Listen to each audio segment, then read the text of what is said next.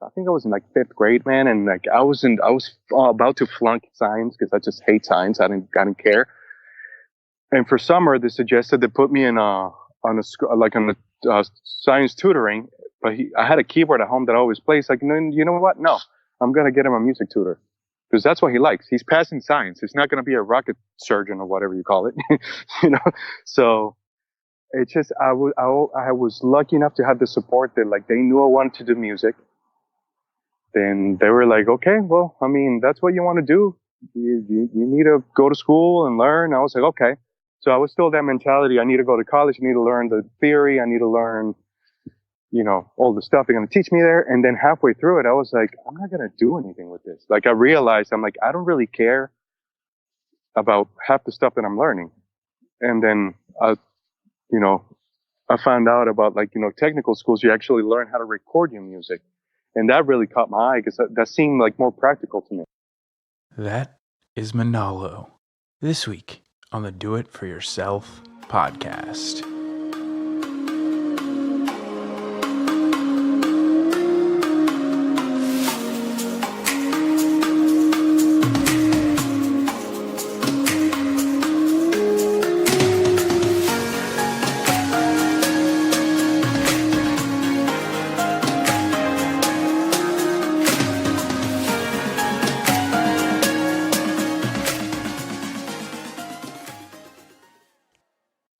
Hey there, how's it going?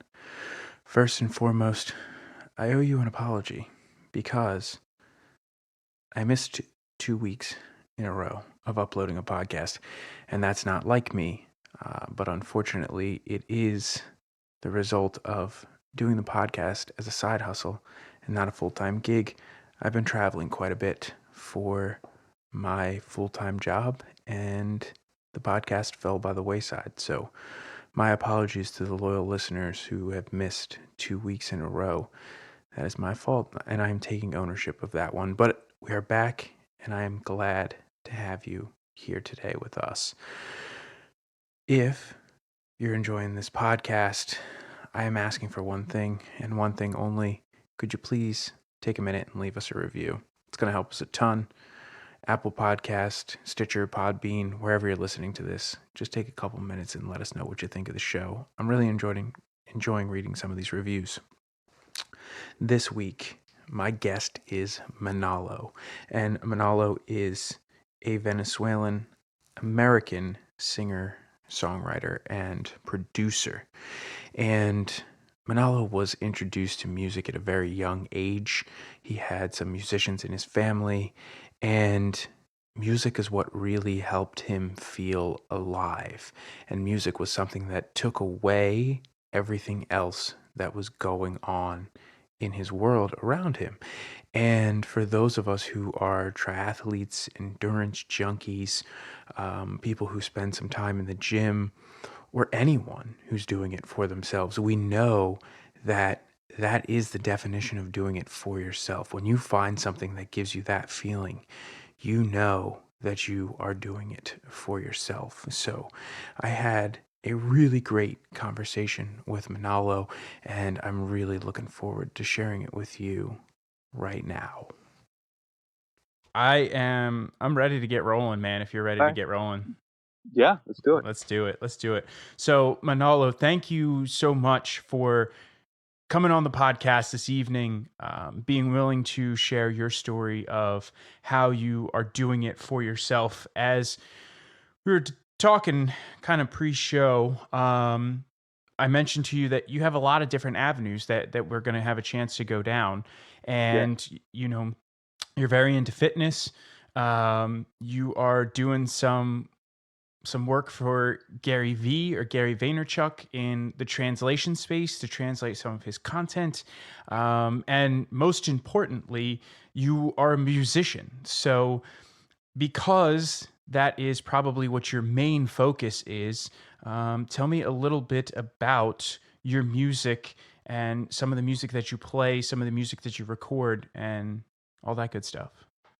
Well, thanks for having me, Ian. First of all, I really appreciate it. Dig your stuff. I started actually when I was a kid, man. My coming from my dad's side of the family, we have a few musicians. You know, my dad plays a little bit of piano. He sings as well. My aunt was a concert pianist and a music teacher, so I was, you know, into the piano by the time I was 7, and so that's how I got started with that. And then, you know, I played and sang through high school. I studied a little bit of music in college before switching my degree to like sound engineering. I wanted to get a little more technical with stuff because I was like, you know what? I need to learn how to record my stuff too, not just sing it, you know? Mm-hmm. So I switched majors. I was a music performance major and I switched into to a technical career at SAE in Miami. And dude, I've never seen myself doing anything that's not music related, you know? So ever since I was a kid. And do you think that that passion comes from being around music at such a young age and being exposed to music and different forms of music? You had a few different people in your family that were playing some different instruments, and so you were always around people that were playing music. And to that note, I'm sure you were also around people who were listening to music and enjoying music and teaching you about music. Yeah, I mean, I learned by ear when I started because that's what my dad played. My dad didn't really read music. He just kind of played by ear, and that's how I started. And I got really curious. I was like, man, it was just one of those things. You know how you just like something? It was just something I couldn't do without. Like every day I have to do, since I was little, I had to at least play the piano for a little bit or like jam out to some music. And I just never stopped. Like I don't really know how else to put it, you know? Now, when you were coming up through high school and you were playing music in high school, were you playing solo or were you in any kind of bands both in school and outside of school? I did like a little thing in that. I was in it was like a small choir in high school, my senior year. But besides that, I was really shy about it. Like I didn't want to sing in front of anybody. I got uber nervous. Like so, at least I was in a small group. It made it a lot easier for me. I was very insecure. Just I don't know why. Because I mean, I still get a little nervous. Like now, I get to travel and sing at like bigger venues. I play with some other like with some big names, but you still get those butterflies, you know. But that's like an adrenaline rush. Like, but I used to be terrified, but at the same time, I wanted to do it. Like, so I was always really uncomfortable at first, especially when I was younger. So I would hide behind as many people as I could, but I still wanted to do it, you know? And so you weren't really into the performance side of things. You would almost rather record it and play it back for someone rather than do it Yes, right in front of them. yes. But to this day, if I play music, especially if it's new music for people that are close to me, I don't want to be around. I just want to send it to them. I don't want to see their face. I don't know why to this day.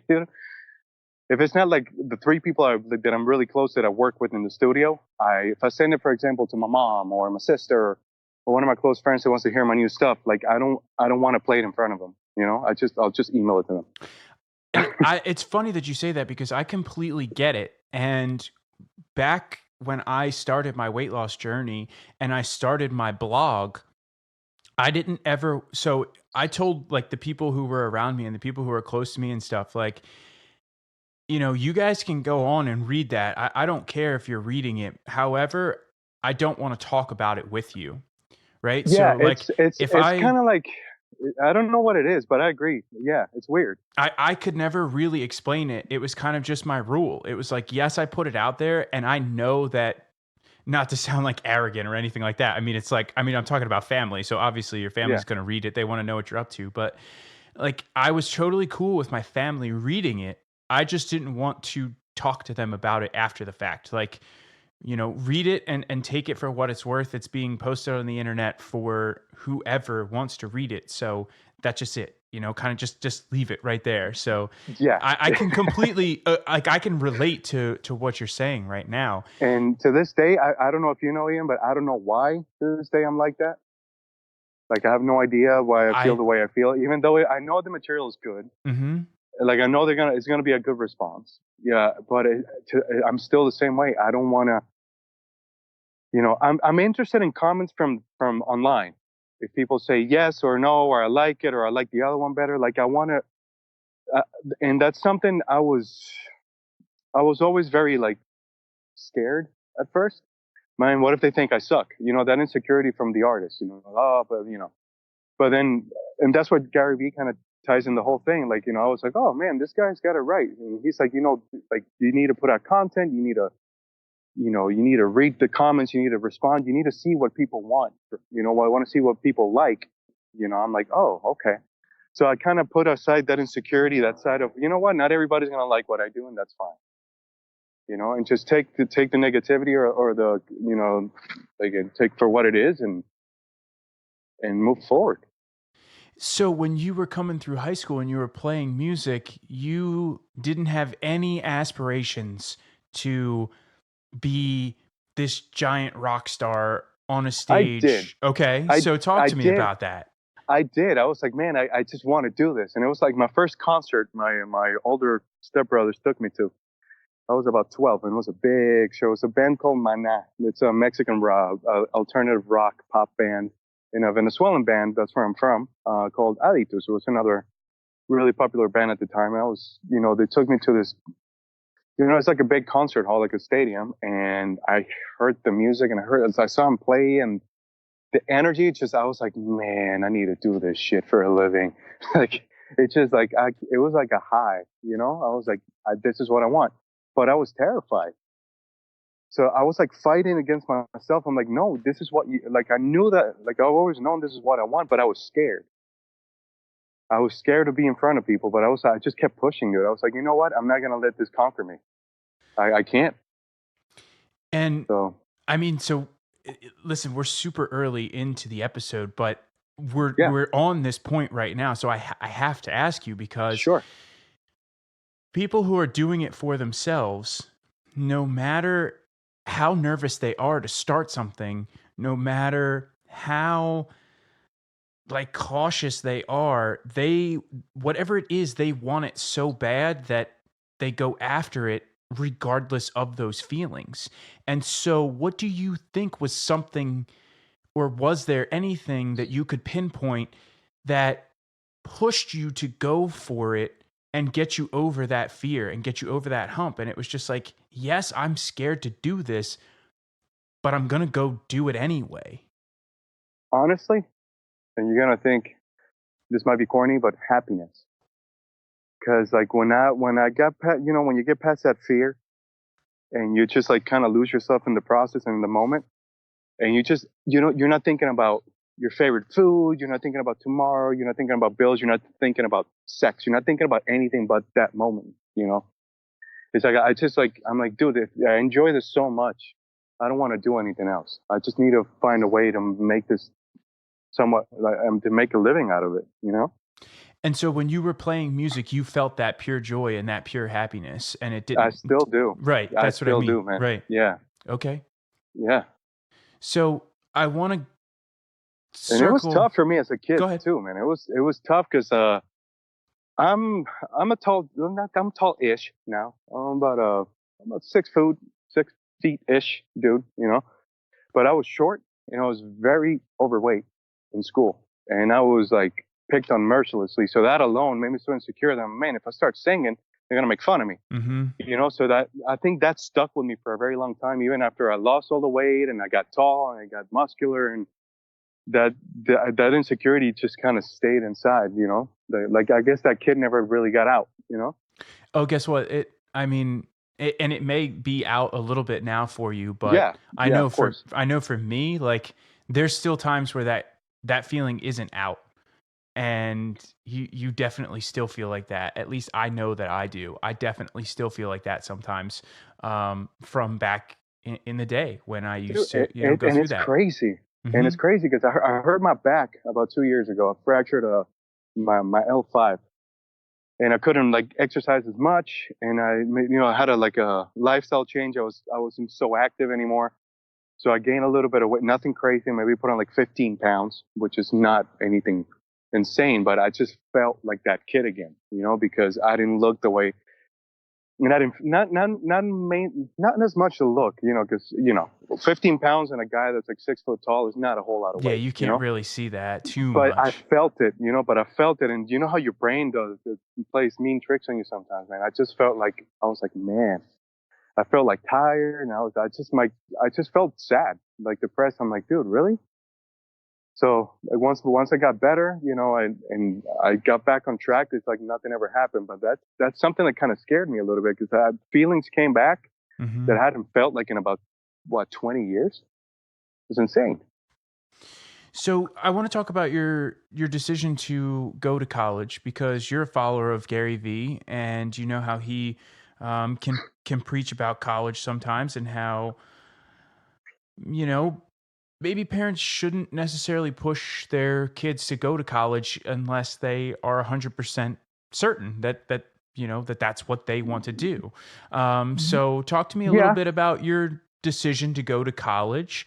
And I mean, the reasoning for your major was quite obvious, but I also want to get into then why you switched your major. well, honestly, Ian, I was raised mainly by my mom and my grandparents. My dad got remarried, and I mean he was there, but I lived with my mom and grandparents, and they were very very supportive. Like my grandpa's the one that I think I was in like fifth grade, man, and like I was about to flunk science because I just hate science. I didn't care. And for summer, they suggested they put me in on a science tutoring. But I had a keyboard at home that I always plays. Like, no, you know what? No, I'm gonna get him a music tutor because that's what he likes. He's passing science. He's not gonna be a rocket surgeon or whatever you call it, you know. So it's just I was lucky enough to have the support that like they knew I wanted to do music. Then they were like, okay, well, I mean, that's what you want to do. You need to go to school and learn. I was like, okay. So I was still that mentality. I need to go to college. I need to learn the theory. I need to learn, all the stuff they're going to teach me there. And then halfway through it, I was like, I'm not going to do anything with this. Like I realized I'm like, I don't really care about half the stuff that I'm learning. And then, you know, I found out about like, technical schools, you actually learn how to record your music. And that really caught my eye because that seemed like more practical to me. I Now, was like, you know what? Go ahead, go ahead. were you recording any of your music through high school and before you got to college? Yeah, but it was like on a tape recorder, like back in the day, like Hmm. nothing really, just mainly to send to my like ex girlfriend or something, when we were dating, like at the time, like nothing really. It wasn't until after I got out of college that I landed a record deal that was atrocious. Like it was one of those sharks that kind of like really messed me up. Well, it was, I mean, I put it on myself because I didn't do my homework. Hmm. I just kind of assumed that it was a good thing, and I was so excited and blinded by the Grammys and the tours and the concerts that I was like, yeah, let me sign my life away, and so that kind of sucked for about 4 years that I was under contract. So I learned a lot from there. But yeah, man, to answer your question about college, it was just kind of like embedded in me that I'm like, you know what, I need to learn more music. Like I need to go to school and learn more of this stuff. And then halfway through it, I realized, no, I don't. And they were supportive because I, switched my major. I want to do this, and they're like, okay. And I worked at the time. I mean, I still had a part-time job while I was going to school. So I was like, paying for my stuff and, I was doing my part. I wasn't expecting my parents to, you know, have to cough up everything for me either.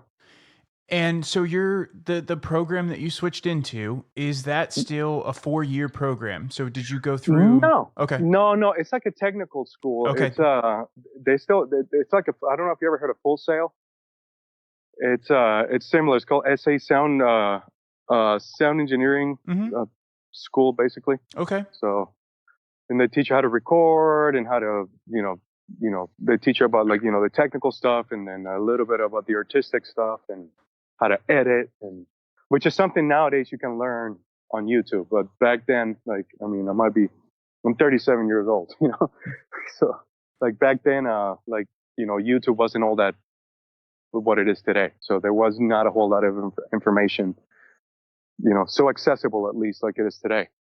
So And that's kind of part of we'll get into it later, but that's part of the reason why you are now working for Gary Vee is to make the information that he puts out there accessible to people who do not speak English, which is absolutely amazing, and that's something that's really cool. So, I mean, we'll Yeah, we'll definitely get into it, but I can sure. now see how that links together, and how you didn't have some of this information available to you back in the day, and so now you want to offer this up to And I didn't people. even think about getting it somewhere else. I thought, well, you get this information from school, from books you get in school. Mm-hmm. Like that to me, it's like like if you need information, and you either go to your parents or you go to your teachers, and that's how you get it. That's nowadays. It's well, you know how it is nowadays. Completely, you can get Yeah, everything for free anywhere. yeah. So you really looked up to your dad, and you were following in his footsteps with both music and with fitness, and that's how you got into fitness. So I Yeah, want to transition from your music journey a little bit, and talk about this fitness journey, and what you saw your dad doing that made you then interested in doing the fitness, or was it that you were just looking up to him? it was something I thought it was cool because my dad did it. Uh When I huh. was a kid, like he was a martial artist and a swimmer. So I was like, let me join the swim team, and I'm gonna start doing some martial arts. So I started doing martial arts. I've been doing martial arts for about 30 years now. So it's just something that I was lucky enough to like it, and I still do. I don't swim as much because I don't have that, I don't have as much time or like an Olympic pool accessible to me uh, at all times like I used to when I was in school. But it's just something it's something that I need to do to get my day going. Like either I do it in the morning or I do it at noon, and then I usually do my martial arts in the evening, and then I head to the studio for late night sessions. But I need to get some sort of exercise every day. I just have to. Like I don't know how you do it. I know you're into I know you're into fitness as well. So I don't know if it's something you do like daily, or you need it, or you doing more in a routine. For me, it's usually daily, depending on how I'm feeling. If I am, if I'm really super drained, either mentally or physically, um, I definitely just take that time to myself to kind of wind down and figure some stuff out. But I Smart. mean, like today, I was feeling pretty good, and I jumped on my bike just before we started to record the podcast. And even now, as we're sitting here recording the podcast, like I have my Power Dot E-Stim unit that's on my legs, kind of helping me just recover a little bit, and it's Nice. massaging my legs so that I can get ready for tomorrow. So I kind of look Nice. at it as, I look at fitness as a whole, just like you. Like it's part of my day, and I work it in. But Yeah. if I'm not feeling it, I'm not feeling it to a certain extent, if that makes Yeah, no, it's sense. not like you're not. Yeah, like no, I feel you. I've been very accident prone, especially in my youth.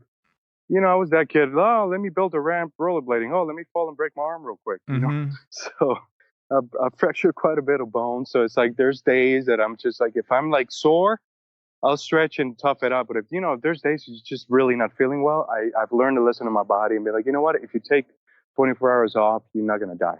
Right. It's probably Right. for the best. And that's how I am as well. Like there's days where I know I'm just being a slug, and I'm like, I don't want to do that. But then there's days where I'm like, no, it's just today it is just not happening. And Yeah. so it's kind of, you have to listen to your body, like you were saying, and you have to be very aware of your body as well. And that comes with time. I mean, and I'm not the person that I was when I started my fitness journey either. I was a lot younger when I started my fitness journey. So Yeah. there's a Yeah. big difference between being, in your late teens, early 20s when you start, and then down the road, you've put your body through quite a bit. So, Yeah. No, I've had foot surgery. I had knee surgery. Separated my right shoulder. Fractured my L5. Both my wrists. Both my arms. Couple of ribs. Like almost all my toes. Couple fingers. Like I don't know. Like I'm very accident prone. I'm the most coordinated klutz you've ever met. I'm telling you. So, and also doing martial arts, you kick somebody in the elbow by accident when you're sparring. You might, that happened to me about 4 months ago. I was sparring and kicked somebody in the elbow, like when we were sparring, and I broke my toe. Shit happens. Mm-hmm. I just taped it and just took a couple of days off, and that was that. Now, how do you feel your fitness impacts your music, or your music impacts your fitness? Well, here's the thing. Like, if I know if I know I'm traveling, because I travel quite a bit, and I take long trips. Like, I was just in Ibiza in Spain a few weeks back. For things like that, I think of it as like I'm getting ready for like a fitness show. Like, Mm-hmm. that's how I prep my brain. Like, I need to eat super clean, drink a lot of water, I need to exercise, and as soon as I get there, I hit a sauna. Like, I need to, when it's live music, like, I need to get my body going. I need to sweat. I need to stretch. I need to to rehydrate. I need to feel good. If I don't do that, my energy levels are off. Now, I don't know if it's superstition or if it's just like my brain playing tricks on me, but that's something that I've always found that helps me quite a bit. On my everyday life, to walk you through my day, I do other stuff for work as well. Like, like I work a little bit, on the volunteer team for Gary V. So I help out with some translations there. I do translations as well for other stuff. And so I'll do that. Then I'll go to the gym, work out for about an hour. I come home, I cook, do my thing. I do have a family, so I have to get my daughter from school and such. And then I spend some time with her. She goes to martial arts with me as well. So we'll go to the dojo together for about an hour. We come home, I make dinner, then I shower, and then I go to the studio till about 12 o'clock at night. If I don't get at the gym or karate or both during that day, I just get sluggish. Like, there's something about me that just feels tired, which a lot of people think is backwards. I'm like, well, you're burning all that energy and all those calories, and that gives you energy. I'm like, well, it does. If I don't do it, Ian, even my creativity goes to crap. Like, if I need to sit down and write a song, I need to work out before. Like, I need to get sweating. I need to get moving to get my body awake, my brain like functioning properly. Well, and I completely agree with you there, because Yeah. I can definitely see that before I record podcast as well. And I can see it, like, if I do my training and I have a podcast in the evening, if I do my training, whether I do it in the morning, depending on what time the podcast is, or if I come home from work and I have time, like tonight, we jumped on a little bit later, so I had time to do it tonight after work, Right. which worked out very nicely because, I had a little bit of a longer day at work today. I had to be in the city early this morning. So, finding that balance is really good. But I do feel sharper during a podcast if I train that day, whether it's in the mornings or in the evenings.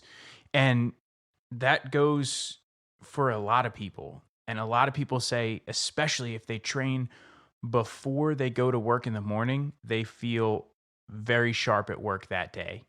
Yeah. And I'm the same way. I can definitely feel it. I just can't fucking stand waking up early.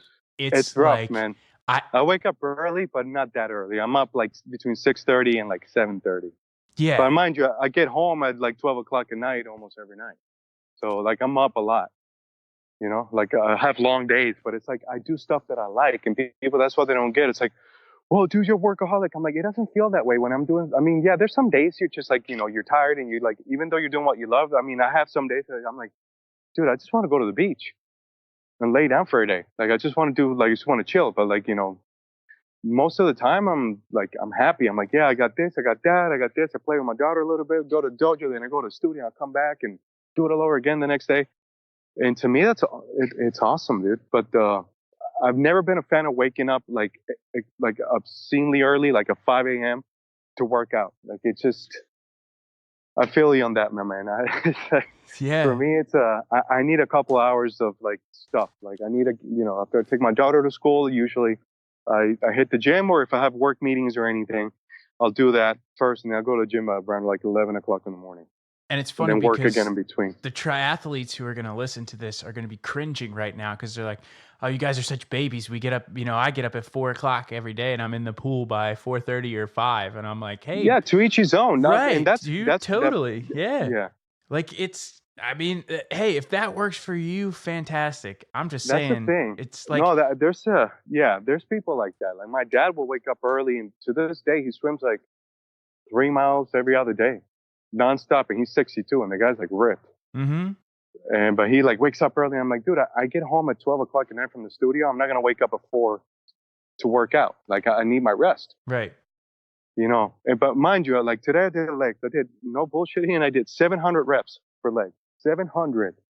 That's the way we train, because I don't like to train sometimes with a whole lot of weight, so we do an obscene amount of repetitions. Mm-hmm. So I do stuff like that, and then I have to go spar. So I'm like, you can do all the triathlons you want, man, but it's like it works out differently. If I was doing a triathlon, I'll be doing what they do, Right. because that's the way you need to train for that. But like for what I do, it just doesn't. Like I've tried working out early, but it just doesn't work for me because I'm up too late. Mm-hmm. For You know. sure. For sure. So So I want to transition now into and tie the two things together between your fitness and building your career as a musician and as a producer, because you graduated from your program in your school with your, I don't, is it accreditation or is it a degree? What is it? What would be the proper term? can I be honest with you, man? I didn't even open my diploma. Okay. I was so excited. Like, I do believe it's accredited, but Okay. don't take my word for it. But I was just so eager that I learned how to do stuff, and I bought a couple of things. Like, I bought like a small console, and I kind of, a lot of stuff that I learned in school was handy, but like, you know how it is, man. Like, once you get out there and really have to like make it happen without a teacher helping you, that's when you really learn. You know? So So you're definitely more of a hands-on person, which totally makes sense because yeah, you went hands-on. I mean, musician, hands-on. You yeah. learned by being around people instead of, once you got into the classroom and you were learning the classroom side of music, you were like, wait, I don't like this. So, And dude, I had a 4.0 GPA in college. Like, I mean, I understood it, and mm-hmm, like I'll ace a test, but I was like, this is not what I. It was just like I was very inexperienced, and I wasn't thinking 20 steps ahead. I was like, okay, next step is this, like a one-trick pony, and then this, and then this, and I didn't really look at the big picture because my brain just wasn't wired. I had to rewire my brain at 20 something years old, you know, and which is like which is hard when you're used to doing, when you have a mentality of like, this is what you need to do. And then you're like, actually, no, that doesn't work for you. It hasn't worked for you because and now if you're trying to be a doctor, yes, you need to go to school, or a lawyer, or a shrink. These are the steps you need to take. But with anything else, you just got to find your own way. There's no blueprint really, well, not only that, it didn't work for you. Like it just wasn't your thing, and Yeah, exactly. you made it work for you because you were in school, you were getting a grade for it, and this was something that you had to do, but it wasn't a good fit for you, and that's when you transitioned. So you got out and you started learning things on the job. Now, were you in a studio at that point? How did you get into a studio space to get hands on? I had a vocal coach that had a studio in his house, and I bought a console off of him after I recorded some demos with him. But then I signed with a label, and they did all the work. But I still understood the whole, like I could tell the engineer, oh no, can you give me a little more of this, a little more of that, so I could commute. I understood what was happening, but it wasn't until like later on that I got, I got out of that horrible record deal that I had, and then I stumbled upon a couple of the producers that were not a good fit for me, and I realized I need a, they're probably not a good fit because I don't know what I want, so I can't tell them, So I had to figure out, okay, who are you as an artist, as a musician? What kind of music do you want to put out? And that was about a like 18-month process of trial and error. And I actually people that I loved, and I had a very dear friend that was a producer, and I made a deal with him. I'm like, I will give you my motorcycle if you produce this song for me. And he's like, shit, deal. Now his wife wasn't too happy about it, but but it worked. I mean, I came with the bike, the helmet, the backpack, the gloves, the fucking title. I'm like, here you go. And I'm like, this is what I want. This is what I'm looking for. And he made it happen. And that song opened a whole lot of doors for me, and that's how I was like that, and it just clicked. I'm like, I just needed to taste, and like I just needed to get my feet wet, and mind you, all this time that I was doing all this eating, I was bartending about 50 hours a week because I was living on my own. I lived in South Florida near Miami, and I needed to make money. I had a car payment, I had a house, you know. So I had pretty much no days off for forever, really. Took a couple of vacations here and there, but I was so eager to like get it going, you know, that like I just didn't care, dude. Honestly, I did not care about, oh, everybody's going on a boat. I don't have time. I gotta go. I gotta practice because I had a band at the time too, where we did a couple of local shows and such. So we had rehearsal, or we had a little gig here and there. Or I had to go to work. Or I had to go to, you know, try to produce something. So I was always on the go. They actually used to call me Sharky. This is like, dude, you don't stop moving. How do you live? I'm like, I don't know, man. This is what I know how to do. And I can't explain it. were you always doing like this barter side hustle type of a deal, or did you have to end up starting to pay for some of this No, I space? paid. Okay. No, I did. No, I did end up paying. Yeah, quite a bit of money. Um, but I mean, I worked. I actually, my parents gave me a little bit of money as well because they're like, you know what, let me give you a hand in that. For that, I'm really grateful because it really helped me to move things a little bit faster, you know, because I had way too many bills for being a single guy, you know, number one. So I could have gotten a roommate or two, but I just lived alone and I had my car and I had my bike, you know. So I could have definitely downsized, could have, should have, would have, you know, kind of thing. Mm-hmm. Things that you learn in life that hopefully you can teach your kids, you know. So I was grateful. They were graceful enough. Sorry, to give me a few grand, and so I can get everything else moving. And I had the chance to go to Russia to a music festival. It wasn't paid. I was like, I didn't care. And I just started talking to everybody that was there.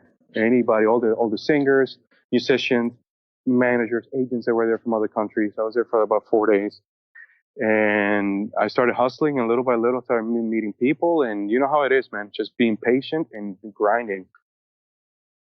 Now, I talk a lot on the podcast about how important it is to have a support system when you're doing it for yourself. Because yes, you're doing something for yourself, right? But you need to lean on people, and you need to have a support system from time to Yeah, time. And guess what? I had a support system from day one. Now, I took what that support system gave me and ran with it, but it was very important to me to have a support system. So, how yeah, important was it to you when your parents stepped up and said, you know, here we want to support you in this, and we want to support what you're doing, instead of them coming to you and saying, hey, Manolo, like, listen, man, you know, when are you going to yeah. get a You don't real want to. Yeah, job? Like, you're not gonna bartend forever, kind of thing. Yeah, right. yeah. So how important was that to you? It was really important, man, because like a lot of people were like, you haven't made it yet, and what are you gonna do? You know, you're 27 now, and like 27 is like like 50 or something. I don't even know anymore.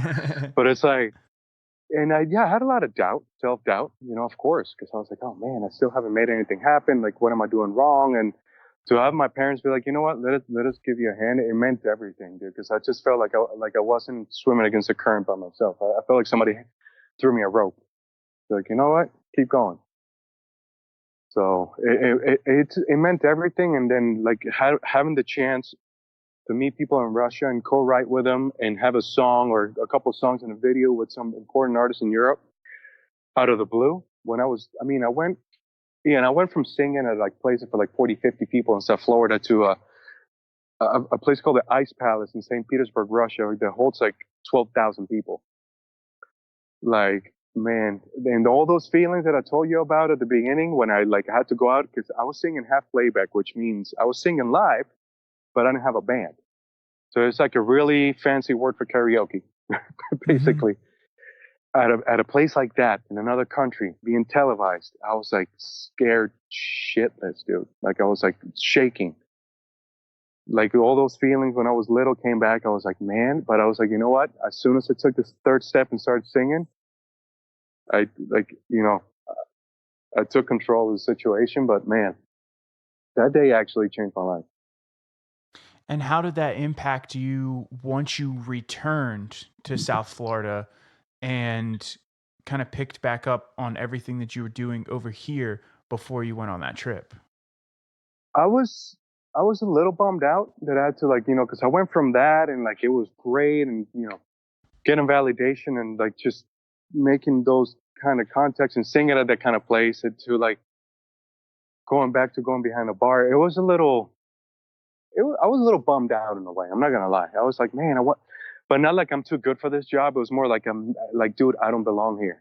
You know, it was. I was extremely grateful. Like the people that own this joint in South Florida, like they knew about my career, they knew about my passion, and I was like, dude, I need to take a week off. They'd be like, do it. Like what kind of bar does that for an employee? Mm-hmm. you know, and they let me come back like every time I left. So I was very, very lucky and grateful to have them. But at the same time, like inside, I knew I didn't belong there. It just didn't make me happy.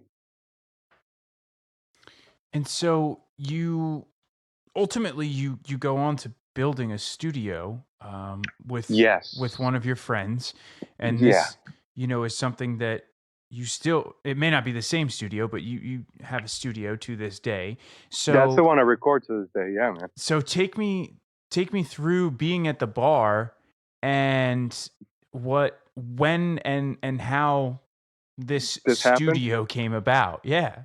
Dude, I was in Florida, right? At this bar that I told you about. It's called Dada, by the way, in Delray Beach.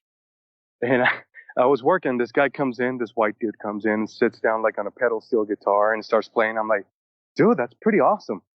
And I'm like, hey, he's like, hey, my name is Chris. I'm like, hey, I'm Manolo. Nice to meet you. Got to talking. He's like, yeah, I have a home studio. And I was like, home studios. I know what those look like. And he lived like 10 minutes from my house. So I'm like, oh, let me go check it out one day. And I went in and I was like, holy shit balls. Like it was like a legit professional studio in this guy's house. He's like, yeah, I built it. I'm like, shut up. So I started working with him a little bit, but then I ended up moving to Georgia, where I'm now by Atlanta. So I was here. I rented a studio a couple of times when I needed to record vocals and such. And then my buddy Chris tells me, by the way, my job is moving me to your area. I'm like, no way. So my buddy from Florida had the studio, ended up moving about 15 miles from my house over here. And we took over his basement and we built the studio. It took us about 9 months to build. So that's where I am usually when I'm not there today because I'm here with you, but that's usually where I am every other night. And that's Like, the late night too. yeah, it's about like we work from like usually from 9 to 12, but like we work. Like a lot of times in the studio, you tend to like goof off a little, get a little distracted because you're a bunch of dudes with instruments. It's bound to happen. You're gonna turn an idea for a recording that you're doing into a jam session of an hour because you just get distracted. But we're like, we're in our 30s. We have families. We have kids. Like we're like, okay, no, we need to work from 9 to 12, and from that 9 to 12 in those 3 hours, we get a lot of work done, dude. Now, is Like the we don't 9 to stop. 12 because you have families and that's just the best time? Or because Yeah. something that I've always been intrigued by is this studio thing. Because, like, that's when people are in the studio. People are always in. I mean, I'm just assuming that I say always because I see, Yeah. Yeah. rappers and other music producers who are like, constantly grinding in the studio and it's late night and, but like, what is that? Why is that? To be honest with you, I work like I rather go to the studio during the day. You know, I would much rather go to the studio from like 10 to 7, like all day. But right now with the other things that I'm doing in life, like it's not. I'll get there, eventually. So I have no doubt about it. But like right now, well, we both work, we have families, we have obligations, So usually after we put the kids to bed, we start working until we got to put ourselves to bed because we have to wake up early. So that's usually when I'm at the studio. Now I have a studio at home that I use for like editing stuff, when you need well, you know about editing audio, or like recording MIDI, like when it's stuff that's not live recordings, like live instruments or vocals, I do that at home during the day. And then when we're actually going to go mix, or record live instruments or vocals, like that's when I go to the studio. But for writing and all that, I do it at home.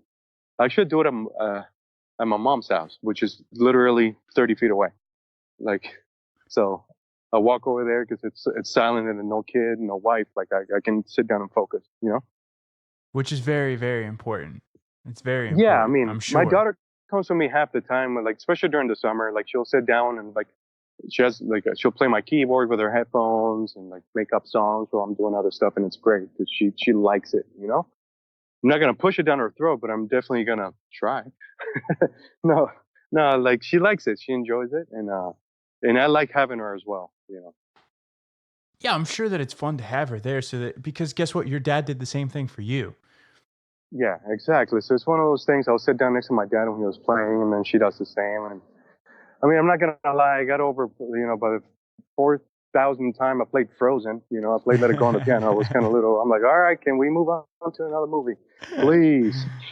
But no, but it's fun. Like she has fun, and when she needs to be quiet because I need to do something, she'll be quiet. Like she's a really good kid, you know. Mhm. So, but no, it's good having my family around. Like it definitely, like it helps me get through my day a lot easier. Like I just, sometimes you just need a hug from your wife or your daughter, or even go say hi to your mom. I'm Mhm. lucky enough that she moved.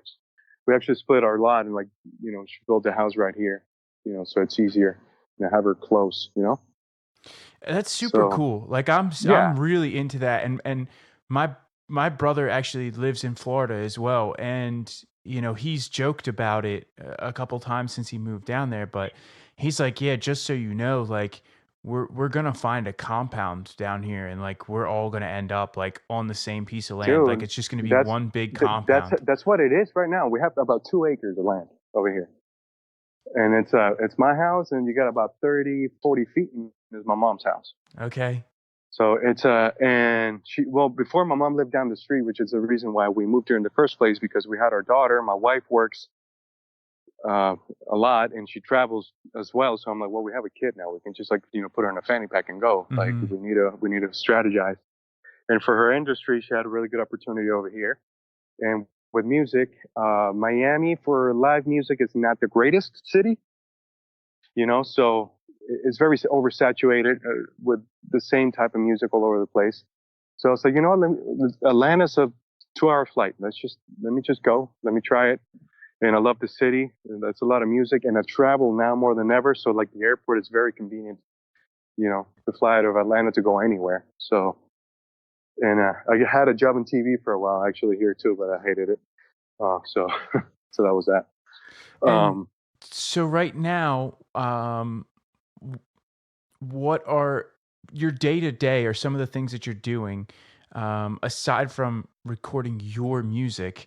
What are some of the things that you're doing, and are you producing music for other yes, people? Like, I am. how are you paying your bills by doing what you're doing? Well, I mean, I do translations as well, and I've been doing them for a while, which takes a lot of. It lets that kind of pays the bills, Uh huh. and then the music, anything I make out of music, I reinvest, or I just invest the money on Roth IRAs or whatever, like all the things that I have going on, other investments. I Hmm. just always put my money away, because I don't. I've never been interested in having like a big old house and a plane. I just I like cars. I'm really into cars, and I'm happy with what I have. I'm just thinking now future, like like just like investing, putting stuff away, and so the translating takes care of most of that. My wife works as well, so we're a really good team, to be honest with you. And the music I'm producing right now for a dear friend. Uh, we're doing an EP, and it's coming up phenomenally. We're in the mixing stage, so we have like a couple more songs to mix, and then we're gonna be done with that, and then we're probably gonna be moving over to also writing and producing new material for him, because right now we have what we're doing right now. His name, I don't know if you ever heard of a man called Julio Iglesias. No, I haven't. Well, how can I? Okay, he is the equivalent of Frank Sinatra in the Spanish world. Okay. This man's a legend. He's still around. He's still touring on his 70s, and he kicks ass. That's my buddy's dad. You heard of Enrique Iglesias? Yeah. Well, his brother Julio Okay. is a Okay. I was dear. trying to remember the Yeah, guy's first name. I knew the last yeah, name. yeah, That's yeah. what it was. Okay. Well, his brother Julio has a phenomenal voice. He was into music, and then he got into other stuff because he wanted to taste different things, not just music. And now he's back into music, and we're doing an album um, with his dad's greatest hits that I'm reproducing. So they're like standards of all, like they're renowned from the 1970s up to like 10 years ago. Like all the songs that made his dad a star, all the staples of Latin American music or Spanish music rather.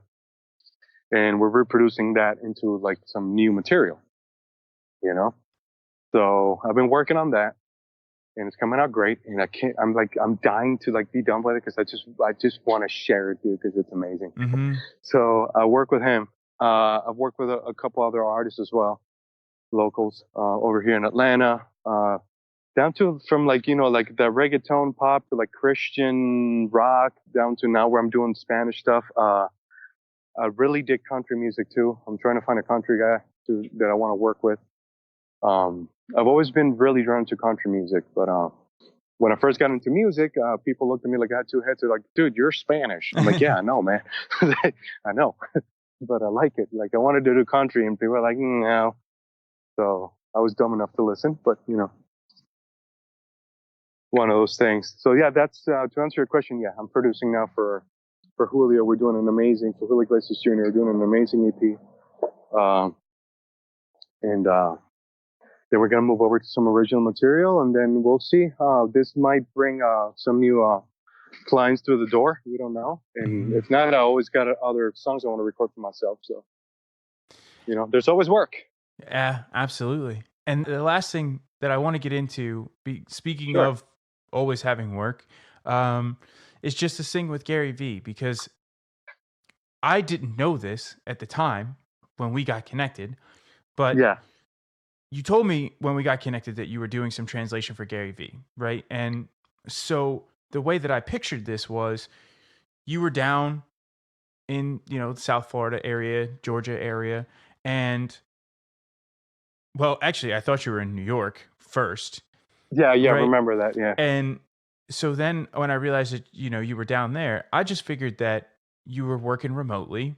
You're just doing some translations. They send you the stuff that they need translated. That could definitely be done remotely. You don't necessarily have to be there to Well, get that done, that's right? exactly that's how it works. Yeah. Yeah. Actually, But like they have a team in New York as well, though. I thought that this was like a side hustle for you that you were getting paid a little bit of cash for, that you could then reinvest that cash into your music. I see. No, man, it was But like it's it. not. So I'll let you tell the story, but this is, Well, I think this is super, super cool what you're doing here and how you got into this position. So, well, I've always been very empathetic. Like I've always tried to see like even if somebody's being a total dick, like I'm like, man, I feel bad. Like even if I didn't do anything, like I hope their day gets better. Like I don't know, it's weird. So that's when I started listening to Gary about a year and a half ago. I was like, man, this guy's pretty cool, and he curses a lot, so which is kind of refreshing, because he's being just. That's just. I mean, I just saw transparency. I'm like this. I'm like, who is this guy? Did a little research on him, listened to a few podcasts, and I wanted to listen to more podcasts, but listening to Gary Vee when you're trying to lift, it's just like I'm like, no, I can't do both. Like I need something a little more mm-hmm. So, but I was like, whenever I was in my car, I put him on. I'm like, man, like I like this guy. And then I saw that he came up with a Gary V Espanol page. I'm like, dude, this is awesome. And I see who follows his page and why. And I started kind of like stalking who's working, like who's this, who's that. And I started translating some of the memes and send them to people that work on the Gary Vee team. I was like, guys, I would like to be part of this team. Like, this is really cool what you guys are doing. And luckily enough, one of them responded. And a couple of weeks later, they introduced me to somebody else. And they're like, well, what do you do? I'm like, well, I'm not great in social media, but I do know languages. So like anything I can do to help. So I've been helping a lot with the translations, and it's mainly like just like either translating or reviewing translations for the team. And it's a fantastic team of people that do this on their own free time, just because they want to help spread the word, like, and like what Gary preaches of like happiness and do what you love. And like, because I'm like, man, if I would have discovered this guy like 10 years ago, like I'm like, man, this is amazing. When I had all that doubt and I didn't know what I was doing, and you know, I was like, man, this is great. So I'm lucky enough to be able to just like, read one comment that somebody posts on the Spanish. Oh man, this is awesome. And it makes you feel really good, because you're like, you don't know what kind of day that person was having. All of a sudden, they look at a post and they take the time to comment something positive. Like, dude, yeah, that's absolutely true. I always wonder, what if people don't like it, and what if, and what if, and what if, and I don't want to have regrets. Mm-hmm. So just things like that, man. It's really cool to be a part of that team. And it's completely a volunteer thing that I'm doing right now. I'm on free time, but it's like, to me, it's like a way of giving back somehow, to somebody. If I can make a difference in somebody's life, like, dude, why not?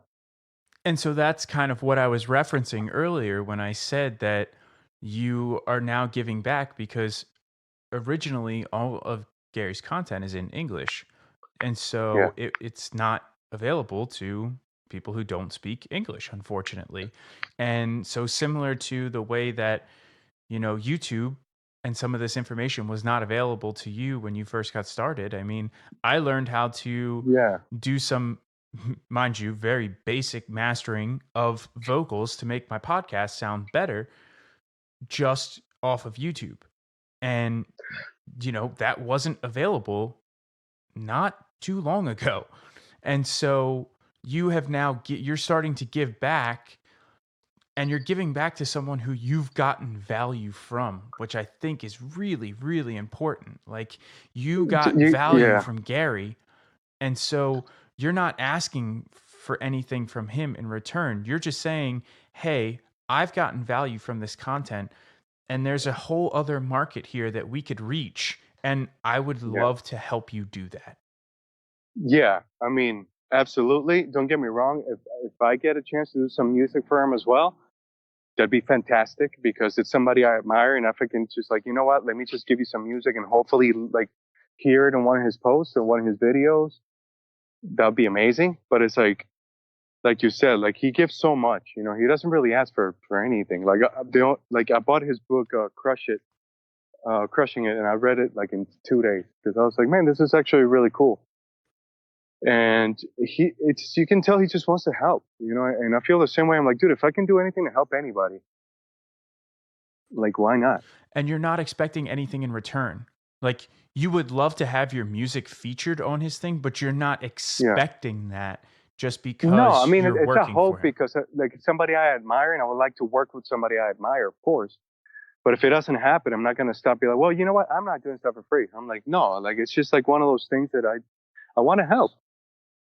Like, to me, that's no different than like opening the door for somebody who's got like a handful of groceries, and you're like, ma'am, like it's just it's just something nice to do for somebody. Hmm. I do try to go out of my way to be nice to people. Like, even if it's something stupid, as letting somebody in traffic, or holding the door, or saying good morning. Like, I don't know. I'm nice, dude. Too nice sometimes, I've been told, but I don't care. Like, it's just me, dude. If I can do something nice for somebody, I'm gonna do it.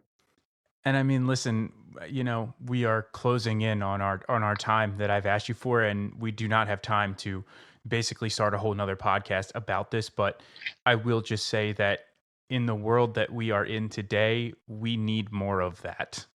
Like, we Absolutely, need man. more of that. And so I think that that is something that's very admirable that you're doing. And the last thing that I want to close off with, um, is I want to know, what does it mean to you to be doing it for yourself? It means it gives me a lot of. It means confidence. It means like trust. the trust yourself. It means that the patience actually matters, and patience works. Because I mean, mind you, I'm 37. I went at this, when I switched majors in college when I was 20. It's been 17 years, man, of grinding and just eating crap and making terrible mistakes. But you know what? I'm getting there. Like now I'm doing music for people that I admire. I'm doing music with people I love. I got some projects in Bulgaria coming up that are going to be fantastic. And dude, no management, just like a couple of agents that help me like book shows and just sheer will to make it happen because it's what makes me happy. So it's just happiness, man. That's what if I can leave anybody with anything, it's like if it makes you happy, you know what, it might be really hard, but if it makes you happy, it's worth it. So, Manolo, I just want to say thank you once again for coming on the podcast this evening. I really appreciate the time that you Thank you, gave Ian, me, please. man. It's not easy to sit down for an hour and tell your story sometimes. So thank you for doing that. And the last thing that I would like you to do for me is please share your social media channels or anywhere that you would like to share where people can get connected with you and keep up with what you're doing and some of the things that you're up to. Sure. So if you want, my Instagram handle is going to be Manolo, which is my first name, which is Manolo. Then my last name is Alayetto. That's on both Instagram and Facebook. So if you want to hit me up, if you need some music, you need some guidance on how to eat better or how to just be healthier or fitness or music, or if you just want to talk about whatever or you need anything, just don't hesitate. Anybody, please do just reach out. Right on, man. Well, I appreciate that. And thank you so much. And Thank you, brother. Really. I hope, Thank you so much. I hope you have a good one. You too, man. Have a good one. That is it. That is my interview with Manolo. And I would just like to take a minute, reflect, ask you how that one landed with you, how it made you feel. Was there anything in particular that you could relate to from Manolo's story? As I said in the podcast, I can so closely relate to Manolo when it comes to not wanting to perform in front of or test or put new content, new music out in front of people who are close to you. I know that feeling, and I did that for quite some time. And with the podcast, it's a little bit different now, and I love hearing from people close to me and those who aren't close to me what they thought about interviews. But when I first started my blog and everything else, I can completely relate to that. So that was something that definitely sat and hit home with me.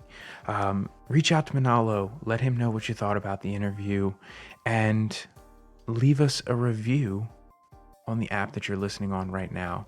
Leaving a review not only lets me know what I can improve on, but it lets people who find the show know what they're getting into. It lets them know what to expect from the podcast. So it's something that is really going to help me grow this show. So I want to say thank you so much for taking the time to hang out with us, and I really look forward to having you for the next episode.